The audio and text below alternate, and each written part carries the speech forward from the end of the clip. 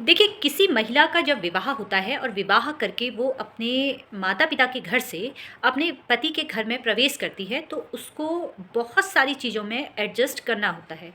खाने से लेकर सोने तक का रूटीन उसका बदल जाता है। ज़िम्मेदारी उसे कहीं न कहीं उसके ऊपर दे दी जाती है, घर-परिवार की ज़िम्मेदारी। जहाँ पर एक लड़की अभी तक अपने कम्फ़र्ट ज़ोन पे थी, अब अचानक उसके ऊपर रिस्पॉन्सिबिलिटी आ जाती है।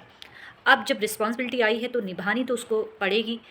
अब यहाँ पर जो मेन रोल होता है, जहाँ पर लड़की काम सही तरीके से कर रही है या हो सकता है जिस तरह से उसके मायके में काम किया जाता था, उसी तरीके से वो अपने ससुराल में भी काम कर रही है, क्योंकि आदत परिवर्तन नहीं की जा सकती है, चेंज नहीं हो सकती है। अब इसमें जो रोका-टोकी करते हैं वो ननद और सास के द्वारा रोका-टोकी की जाती है।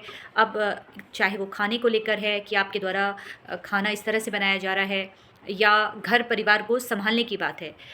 अब यहाँ पर कुछ महिलाएँ जो चुपचाप सह लेती है या सही समय का इंतज़ार करती है। कुछ महिलाएँ जो थोड़ा ये समझती है कि हाँ, मुझे इस घर में एडजस्ट करना पड़ेगा, इनका नेचर इस तरह से है, वो चुपचाप रहती हैं, वो कुछ नहीं बोलती हैं। जिस तरह से उनसे कहा जाता है सास के द्वारा या ननद के द्वारा, वो चुपचाप कर लेती हैं, कोई जवाब नहीं देती हैं। दूसरी महिलाएँ वो हैं, जब कुछ महिलाएँ उनको लगता है कि नहीं, अब मैं इस घर पे आ गई हूँ, तो मेरे हिसाब से ये घर चलना चाहिए, क्योंकि मैं विवाह करके इस घर में आई हूँ। मेरी ज़िम्मेदारी है कि अब मुझे अपने पति का ध्यान कैसे रखना है या उनको किस तरह से खाना पसंद है, मैं ही डिसाइड करूँगी। अब जो महिलाएँ इस तरह की सोच रखती हैं, वहाँ पर आपके परिवार में नोक-झोंक शुरू होने लग जाती है। थोड़ी-थोड़ी, छोटी-छोटी बातों को लेकर नोक-झोंक शुरू हो जाती है, जहाँ पर गलती चाहे सास और ननद की है, क्योंकि वो अभी एक कोई दूसरी महिला को अपने घर में समझ नहीं पा रहे हैं और आप भी उन्हें नहीं समझ पा रही हैं। ऐसी सिचुएशन में अगर आप और वो बैलेंस बना के चलती हैं, आप अगर कुछ बातों को इग्नोर करती हैं, साल भर अगर आप उस बात को इग्नोर करती हैं, धीरे-धीरे आप उन्हें समझने की कोशिश करेंगी और वो आपको समझने की कोशिश करेंगी, जिससे आपका जो रिश्ता है, आपके पति से खराब नहीं होगा।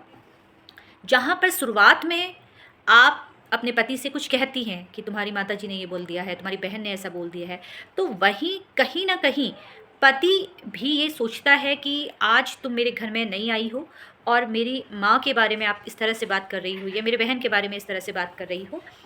आप कहती हैं, लेकिन कहीं न कहीं वो गुस्सा जो उसके अंदर दबा है, वो उस वक़्त आपसे कुछ नहीं कह रहा है। आने वाले समय में ये बातें वो आपकी फ़ैमिली पर निकालता है, जहाँ पर वो ये कहता है कि तुमने विवाह के समय तुम्हारे परिवार ने इस तरह से किया, हमने कुछ कहा किया। इस तरह से पुरानी जो पास्ट की बातें हो चुकी होती हैं, वो भी बीच में आने लगती हैं और कलह की शुरुआत हो जाती है। अब समझदारी यहाँ पर ये है कि अगर दैनिक जीवन में हमारी छोटी-छोटी बातें हैं, उसको इग्नोर करना ही बेहतर है। उसको अगर आप बढ़ावा नहीं देती हैं, जहाँ पर हर एक छोटी बात आप अपने घर में अपनी बहन से या दोस्तों के साथ साझा कर रही हैं, तो वहाँ पर कहीं न कहीं आपको गलत एडवाइस किसी के द्वारा दी जा सकती है। अगर आप शुरुआत में थोड़ा सँभाल सकती हैं रिश्ता, तो थोड़ा आपको सँभालना ही पड़ेगा। अपने घर से दूसरे के घर में जब आप आती हैं, अभी वो ससुराल आप अच्छी तरीके से उनको नहीं समझ पाई हैं, घर के 5 लोग हैं या 6 लोग हैं, सब ये चाहते हैं कि वो आप उनको समझें। उनका ये सोच होती है कि आपको उन्हें समझना है, जो सदियों से चली आ रही है। कोई ये नहीं सोचता, आप ये सोचेंगी कि इनको मेरे मुताबिक चलें ये लोग, तो ये गलत है, क्योंकि 6 लोगों की सोच एक जैसी है अपने परिवार के लिए। आप बाहर से आए हो, आपकी तरह सोच उनकी नहीं हो सकती है।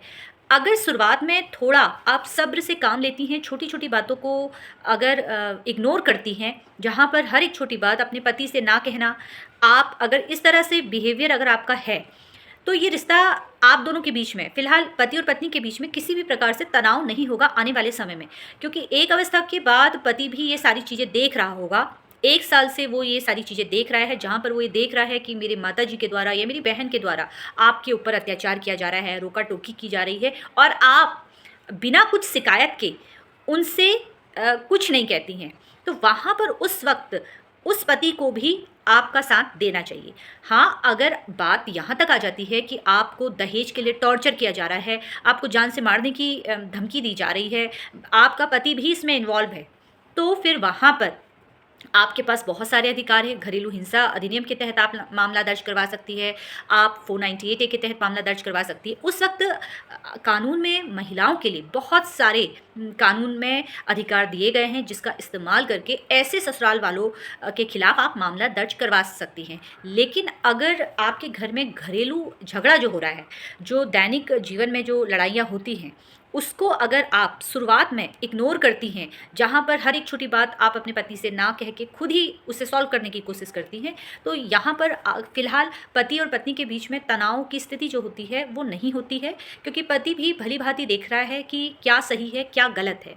फ़िलहाल ये मेरा मत है, इसमें मैं किसी को ये नहीं कहती हूँ कि आपको ऐसा करना है, लेकिन हमारे पास ऐसे बहुत सारे केस आते हैं जहाँ पर हम क्लाइंट की बात सुनते हैं और रिज़ल्ट वहाँ पर बस ये छोटी बातों को ही बढ़ा चढ़ाकर फिर न्यायालय तक लेके जाया जाता है, जहाँ पर कुछ गलती लड़के की भी होती है, कुछ गलती लड़की की भी होती है। ऐसा नहीं है कि सारी गलती लड़कियों की ही होती है, लड़कों को भी होती है, और फिर दोनों की गलती से मामला थाने तक पहुँच जाता है। फ़िलहाल इसी तरीके से मुझसे जुड़ते रहिए, और यहाँ पर मेरा विचार मैंने आपके समक्ष रखा। इसमें आपके क्या विचार है, आप कमेंट करके अवश्य बताइएगा। फिलहाल वीडियो अच्छा लगा हो तो इसको साझा करना बिल्कुल भी ना भूलें। धन्यवाद।